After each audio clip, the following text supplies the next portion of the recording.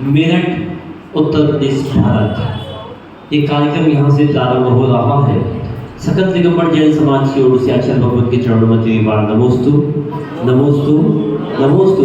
और जो भव्य आत्मा यूट्यूब निर्माण चैनल के माध्यम से इसका आनंद ले रहे हैं उन समस्त भव्य आत्माओं की ओर से गुरुदेव के चरणों में तेरी बार नमोस्तु नमोस्तु नमोस्तु करते हुए आज का पहला प्रश्न लेकर के हमारे बीच में उपस्थित हो रही है श्रीमती अंजू जैन, कमला नगर, उत्तर प्रदेश, भारत। महाराज,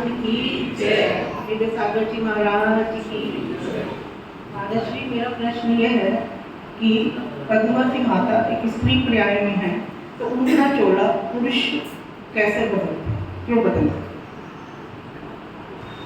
प्रश्न आया है आज का कि पद्मावती माता स्त्री पर्याय में है, पर उनका चोला पुरुष क्यों बदलते हैं?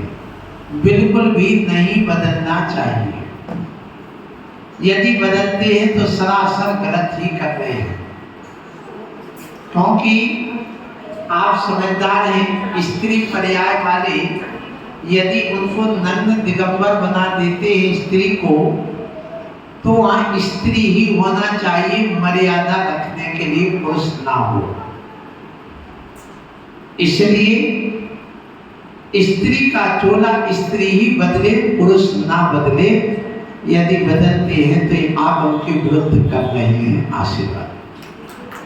अगला प्रश्न लेकर के हमारे बीच में श्रीमती रीता जैन, कमला नगर, मेरठ, उत्तर प्रदेश, भारत।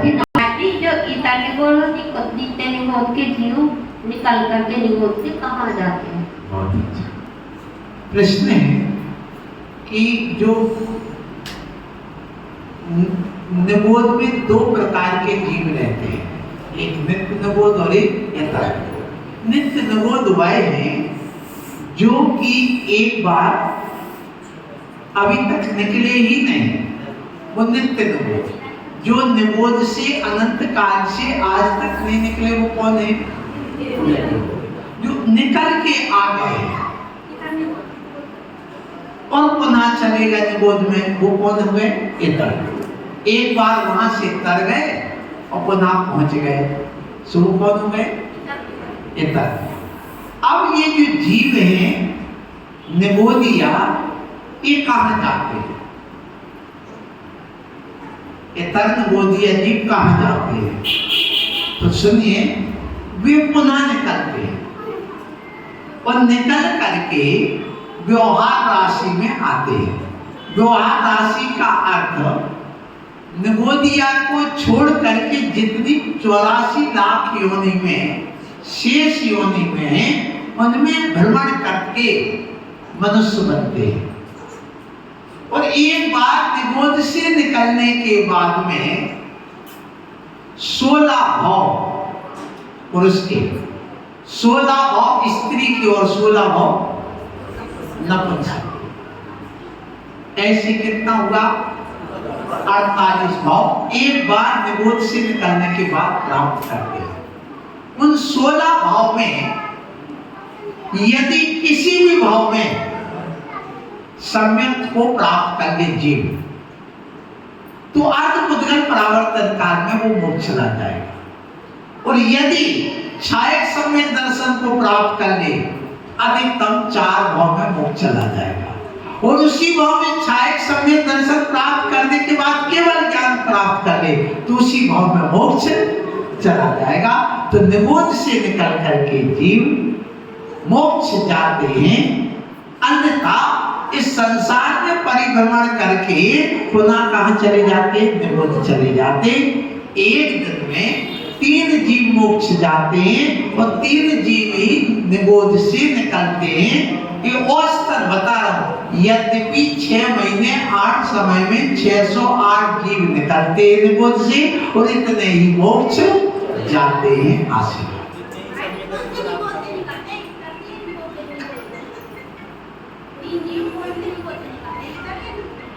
सुनिए, बात ये है कि 6 महीने 8 समय में 608 जीव निकलते हैं। अब यदि 6 महीने तक एक भी जीव मोक्ष नहीं गया, तो 8 समय में 608 जीव मोक्ष जा सकते हैं। एक भी विधान है। और यदि हम एवरेज लगाते हैं 6 महीने में कितने दिन हुए? 180। 180 दिन में 608 जीव मोक्ष जाना है। तो एक दिन का एवरेज औसतन कितना निकला? 3 दिन। इसलिए औसतन बता रहा हूं आशीर्वाद, जाए कोई नियम नहीं है। चलो आगे का प्रश्न। अगला प्रश्न लेकर के हमारे बीच में अनुकृति जैन आए, आकर के अपना प्रश्न करें। इसके बाद कीर्ति जैन। मेरी जिज्ञासा ये है, जैसे आप इतना लंबा लंबा विहार करते हैं तो कुछ बच्ची गाड़ी में बैठकर आ जा सकते हैं, तो आप गाड़ी में बैठकर क्यों नहीं आ सकते? अच्छी बात। इस बेटी का प्रश्न है बैठो कि चुल्लक जी गाड़ी में बैठ करके कहीं आ जा सकते हैं, मुनि महाराज क्यों नहीं आते जाते? चुल्लक जी अभी अणुवृत्ति है, वो विद्या का प्रयोग कर सकते हैं और गुरु आज्ञा से जा सकते हैं, पर उसका भी प्रायश्चित होता है। बिना प्रायश्चित के नहीं, क्योंकि त्रिशिंसा के वो त्यागी होते हैं, आरंभ और परिग्रह के त्यागी होते हैं। गाड़ी में बैठने का अर्थ हमने उस गाड़ी को स्वीकार कर लिया, वो परिग्रह हो गया। इसलिए मुनि महाराज गाड़ी में बैठते भी नहीं, आहार भी नहीं करते गाड़ी में खड़े होकर के। नहीं तो कोई ऐसी गाड़ी बनवा दे और उसी में खड़े करके महाराज को आहार करा दे, बोलते नहीं करा। और सुनिए, जब तुम्हारे घर में जाएंगे, बिल्डिंग में गए तो महाराज परिग्रह हो जाएंगे। हाँ, यदि बिना पूछे जाएंगे तो परिग्रह हो जाएंगे। जब तक आप नहीं कहेंगे महाराज घर में पधारिए, जब आप प्रणगान करते हैं स्वामी नमोस्तु आत्रो तिष्ठो मम घर में प्रवेश करिए, जब तक तुम नहीं कहोगे तब तक महाराज प्रवेश नहीं करेंगे। इसलिए महाराज यदि गाड़ी में बैठेंगे तो उनके महाव्रत होता है। मुनि महाराज के महाव्रत में जब गाड़ी तेज गति से चलती है, उसमें चींटी की लाइन रहती है, वो दिखती नहीं ड्राइवर को। उसमें गाड़ी में जो मक्खी आदि टकराते हैं, पतंगे टकराते हैं, वो सब मर जाते हैं। तो उन जीवों की हिंसा होती है, इसलिए मुनि महाराज उस गाड़ी का उपयोग नहीं करते और आजीवन उन्होंने सब कुछ त्याग दिया। तिल तुस मात्र भी परिग्रह अपने पास नहीं रखते हैं, ये ध्यान रखना। यदि रखते हैं तो परिग्रही कहलाते हैं। अब जैसे ये चौके का सामान रखा है, सागर वालों का रखा है, वो हमारा नहीं रखा। यहां तक कि मुनि महाराज को एक पेन से दूसरा पेन भी अतिरिक्त रखे हैं तो वह भी परिग्रह कहलाता है। सुना? तो लोग गाड़ी उपयोग करेंगे तो लोग कहेंगे अब गाड़ी ले लो, तो महाराज को गाड़ी दे देंगे, तो महाराज गाड़ी वाले हो। फिर एक ड्राइवर रखेंगे, फिर इसके बाद में फिर पेट्रोल लाएंगे। पेट्रोल कहां से आता मालूम आपको? पेट्रोल विदेश से आता है और यहाँ जब हम मांस बेचते तब पेट्रोल आता है। अब तो मांस नहीं, अब तो जिंदा गाय को भेजना पड़ रहा है। वो कहते हैं तभी तुम्हें पेट्रोल देंगे जब तुम हमें गाय भेजोगे जिंदा, वहां काट करके मारेंगे, मार करके उसका मांस खाएंगे और उसके बाद उस खून की दवाई बनाएंगे और जो उसकी जो हड्डी बचेगी उसकी दवाई बना के तुम्हें भेजेंगे। इसलिए वे जिंदा पशु मंगवाने लगे। हम सो ये गाड़ियां किससे चल रही? उससे, डीजल से, पेट्रोल से, और ये मांस के बदले डीजल और पेट्रोल आता है। इसलिए महाराज गाड़ी में नहीं बैठते हैं और छुल्लक जी को भी नहीं बैठना चाहिए। आशीर्वाद। अगला प्रश्न लेकर के हमारे बीच में कीर्ति जैन उपस्थित हो रही है अपना प्रश्न लेकर के। इसके बाद महर्षि, मेरा प्रश्न यह है कि आप केशरोच करते हैं जब, तो कैंची से क्यों नहीं करते, हाथ से क्यों करते जब उसमें ज़्यादा दर्द होता है? हाँ, मुनि महाराज केशरोच क्यों करते हैं? छौर अर्थात कैंची वगैरह से बाल क्यों नहीं कटाते? सुनिए, कई कारण हैं। एक तो केशवंश हमारी वैराग्य की परीक्षा है। हम कहते हैं शरीर अलग है, आत्मा अलग है। तो जब केशवंश करते तो हमें एहसास होता है, हम बार बार अपने उपयोग को लाते नहीं। हे निर्भय सागर, ये शरीर तेरा नहीं है, ये पृथक है, फिर ज्ञान होता है, हमारा सम्यक दर्शन मजबूत होता है, हमारा वैराग्य मजबूत होता है, और हमारा तप होता काय क्लेश नाम का। और तप सा निर्जरा सा, तप करने से कर्म की निर्जरा होती है। दूसरा कारण, हम महावृत्ति है। महावृत्ति में 28 मूल गुण होते मुनि महाराज के। उन मुनि महाराज के 28 मूल गुण में केशवंश भी एक विशेष गुण है। उसकी वजह से भी केशवंश करना जरूरी है। तीसरा कारण, केशवंश इसलिए करते हैं कि हम लोग ना तो अब हमारी चांद में तो बाले नहीं बचे, बस टकला हो गया, आजू बाजू कनात खड़ी, टेंट तोड़ गया। अब बात ये आ गई कि यार जीप पड़ जाते हैं, जुआ पड़ते थे, लीक पड़ती थी पहले। कैंची से कटाएंगे तो वो जुआ भी कर सकते, लीक भी कर सकते। फिर इसमें एक वो जम जाता है क्या, रूसी वगैरह हो जाती है, उसमें भी जीप पड़ जाते सूक्ष्म जीव। जब हम छोर कराएंगे तो उस तरह करवाएंगे तो वो भी निकलते, तो उससे भी जीव मरते हैं। तीसरा, चौथा कारण, बाल पोले होते अंदर से, और पोले होने से उनमें रेडिएशन की मात्रा बहुत होती बालों में। एक चीज ध्यान रखना, आप लोगों को कहते हैं कि देखो सिर ढक करके आना चाहिए, तो इसलिए कहते हैं कि बाल राग का प्रतीक है।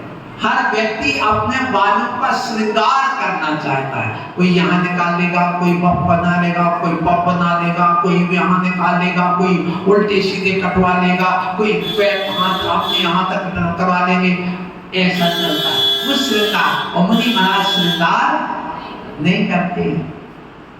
कितने कारण हो गए? 4। तो बाल पोले होने से क्या होता है, उसके अंदर जीव रह सकते हैं। बालों के अंदर जब कैंची चलाएंगे तो वो बाल के अंदर जो जीव वो भी मर जाएंगे, कट जाएंगे, 2 टुकड़े हो जाएंगे। एक। अब 5वां कारण, महाराज जो होते वो बैरागी होते, रागी में, और निष्परिग्रही होते। यदि बाल कटवाएंगे तो हमें कहना पड़ेगा भैया आ जाओ, मुझे पैसे दे दो, या नाई को बुला दो। नाई आएगा, फिर मेरे ऊपर सिर पर हाथ रखेगा। और मुनि महाराज किसी भी व्यक्ति से, अपने शूद्र व्यक्ति से अपने सिर पर हाथ नहीं रख पाते हैं। ये भी एक कारण हो जाता। और एक मोह रूपी राजा सबसे बड़ा है, और ये बाल मोह रूपी ध्वजा पताका को फहराने वाला है। तो हमने मोह रूपी राजा की ध्वजा पताका उखाड़ के फेंक दी और हम जितेंद्री बन गए। इसलिए भी हम केशव करते हैं।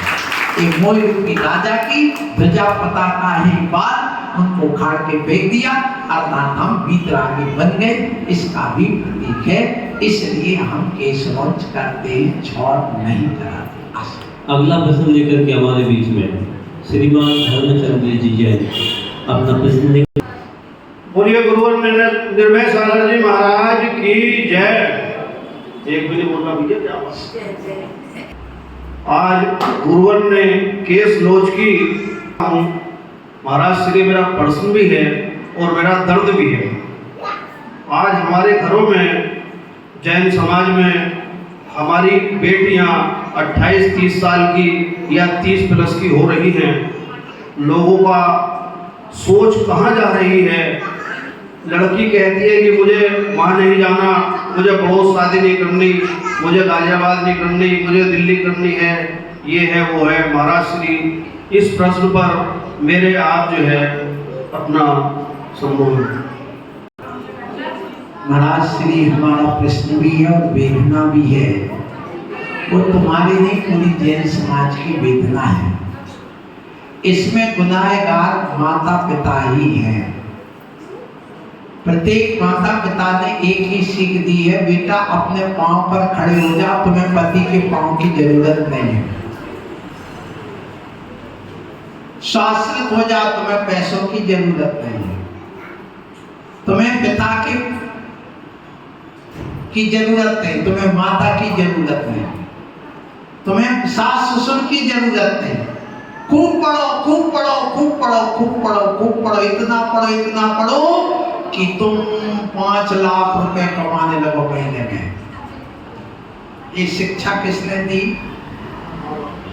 बोलो, ये माता है। यही वजह है कि उन्हीं के बेटे आज कुंवारे बैठे, जिन माताओं ने एक शिक्षा दी है, उन्हीं के बेटे कुंवारे और बैठे रहेंगे।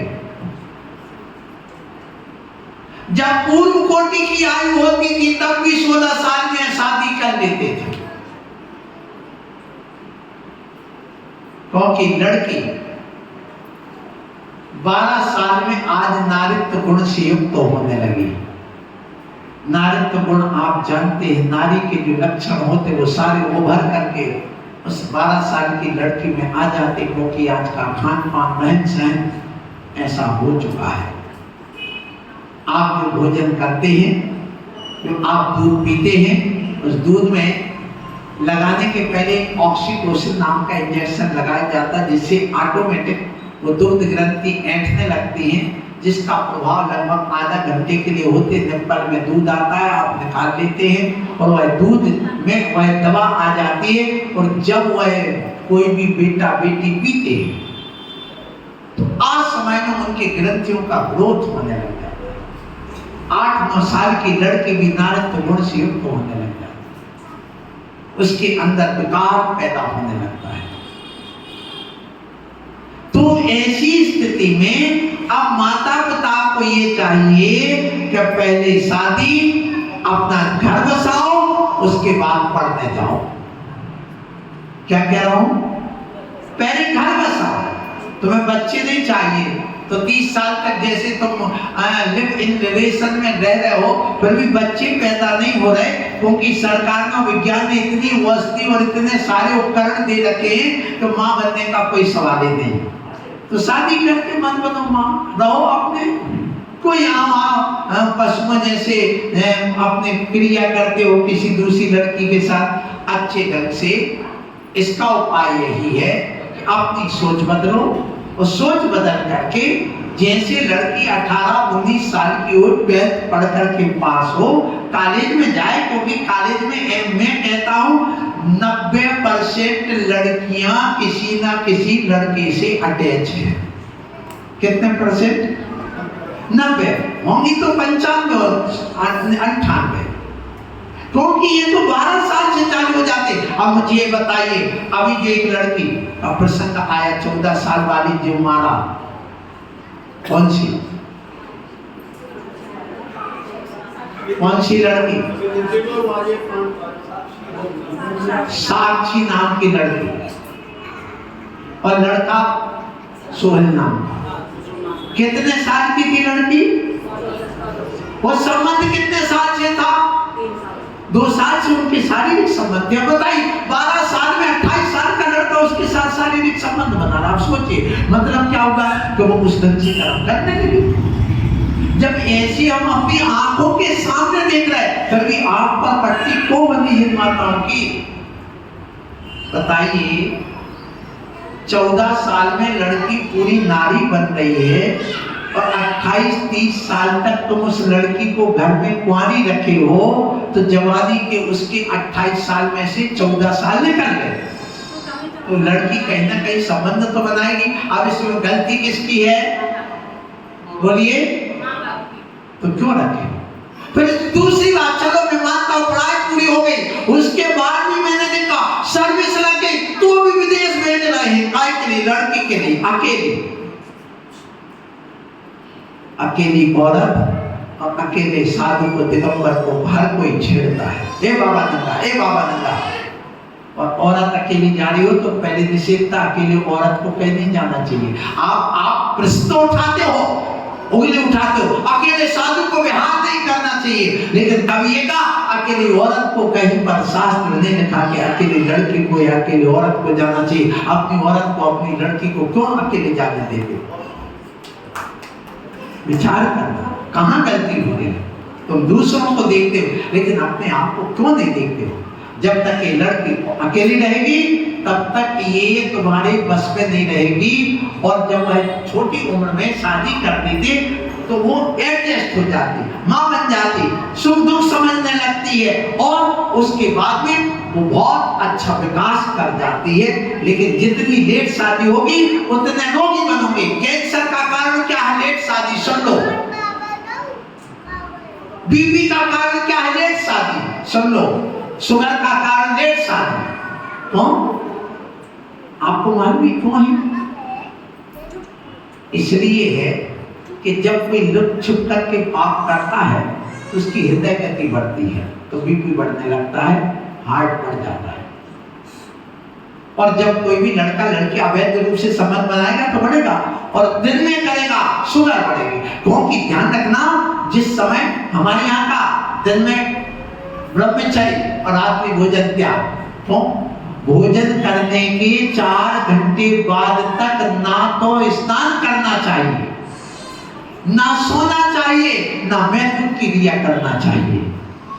यदि करोगे तो तुम्हारे कई सर्वाइकल के लोग, क्योंकि जो हमारे अचल प्रदेश होते हैं शरीर में, उस अवस्था में जब प्रविचार किया जाता तो वो भी चलायमान हो जाते हैं। उनको सेट होने में 4 घंटे लगते। इसलिए उस ब्रह्मचर्य का जो पालन नहीं करते या ब्रह्म का सेवन करते, उसको 2 घंटे एक्स्ट्रा नींद लेना पड़ती है। ये हमारे शास्त्रों में सब कुछ लिखा, विज्ञान भी इस बात को स्वीकार कर रहा है। लेकिन आप कहां जा रहे हो? और देखिए, यदि आप उस लड़की को सुनो, यदि वह 14 साल, 15 साल, 16, 17, 18, 19, 20 साल तक जवान हो गई और वहां शादी करके मां बन जाए, ऑपरेशन की जरूरत नहीं। लेकिन यदि वह लड़की की 28-30 साल में शादी करते हो, प्रश्न किया तो सुनो अच्छे ढंग से, तो उसके जैसे बाहर चमड़ी में चर्बी जमती है, वैसे अंदर गर्भाशय में, ओवरी में भी ग्लाइकोजन जमती है, तो स्वाभाविक उसका लचीलापन ओवरी का समाप्त हो जाता है। और जनरल ऑपरेशन में वो जनरल उसकी बॉडी होती डिलीवरी ऑपरेशन से करना पड़ती। इसलिए डॉक्टर का स्पष्ट कहना है, यदि तुम्हें नॉर्मल डिलीवरी चाहिए, 18 से 20 साल में शादी करिए, 22 साल तक मां बन जाए, आपको कोई ऑपरेशन की जरूरत नहीं पड़ेगी। लेकिन आप लोग इस बात को समझ नहीं पा रहे। तीसरा कारण और सुनिए, जो लड़की बहुत दिन तक, सुनिए, एक स्वाभाविक है, मां बन जाएगी, उसके स्तन में लचीलापन आएगा, दूध आएगा। और यदि मां नहीं बनेगी 30-35 साल तक, ध्यान रखना, उसके स्तन कड़क हो जाएगा और वही गांठ बन करके कैंसर का कारण बनेगा। इसलिए कभी लेट शादी नहीं करना। और अपनी बेटियों को तत्काल आप 20 साल में शादी करके कहीं पहले पढ़िए, बाद में अपनी पहले शादी करिए और पढ़िए, आपके बच्चे कोई कुआरे नहीं रहेंगे। और जो आज जो चल रहा है लड़कियों का पलायन, भागने का किसी जात में, वो भी बच जाएगा। आशीर्वाद। एक और प्रश्न है, एक बहुत हो गए हैं, फिर भी आ जाए, आ जाओ आगे प्रश्न कर लो। अभी एक का रह गया है। फिर जिज्ञासा बहुत छोटी सी है। जैसे हम नमन करते हैं, आरतीदार करते हैं, पूजा कर ली, बहुत से पूजा पहले कर लेते हैं, थोड़ी तो पढ़ने भी आते हैं, और इन्हें शांति धारा के लिए बुलाते हैं या नमन के लिए बुलाते हैं, तो कहते हैं कि हमारे बड़े से छोटे हो गए पूजा करके। तो क्या ये सही है? हम करके पूजा कर ली, पुनः यदि अभिषेक की बात आती है तो कर सकते हैं, लेकिन उसके वस्त्र छुए नहीं हो, अलग से बैठा है, पूजा कर लिया है, तो पूजा करने के बाद यदि वो पुनः अभिषेक करना चाहे तो उन्हीं वस्त्र में कर सकता है, लेकिन आहार नहीं दे सकता। ये ध्यान रखना, क्योंकि आहार के वस्त्र अलग होते और पूजा के वस्त्र अलग होते। तो ये झूठे नहीं हुए। तो यदि कहोगे कि हमारे झूठे होगा पूजन करने से, तो मुझे ये बताओ, जब आप पूजा करते हो उस समय अर्घ्य चढ़ाते कि नहीं? प्रतिमा उठाने का, अभिषेक करने का अर्घ्य चढ़ाते, वही झूठे हो गए। पर आप प्रतिमा कौन उठा के रखेगा वहां? तो वो तो झूठे में रखना पड़ेगी। इसलिए तर्क नहीं, तो तर्क है आशीर्वाद। आज का कार्यक्रम यहीं पर समाप्त हो रहा है। महाराज जी की आइए, आप सब लोग आगे अपने क्रम में आ जाइएगा। जो लोग बाहर से दूसरी कॉलोनी से यहाँ पर उपस्थित हुए हैं, इन सबको बहुत बहुत सारा चंद्र भगवान का आशीर्वाद अपन आरती कर लें। बोलिए परम बोलिए आचार्य भगवान श्री सागर जी महाराज की। धरती खड़ी अंबर खड़ा जीने के सहारे, आरती गुरुवर की उतारो के सारे। धरती खड़ी अंबर खड़ा जीने के सहारे, आरती गुरुवर की उतारो के सारे। सूरज का जिंदगी में चांद सितारे, आरती गुरुवर की